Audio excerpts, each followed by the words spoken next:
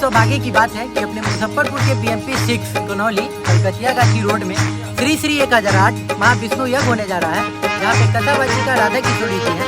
और इस मेला का उद्घाटन 25 मई से लेकर 5 जून तक रहेगा। आइए आपको मेला घुमाते हैं और यहाँ दिखाते हैं किस प्रकार की मूर्ति बनाई गई है और यहाँ पे दृश्य कैसा है।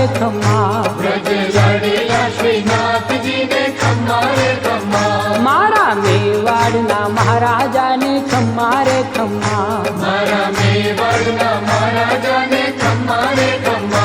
ए घनी रे खम्मा तमने जाजी रे खम्मा, ए घनी रे खम्मा तमने जाजी रे खम्मा।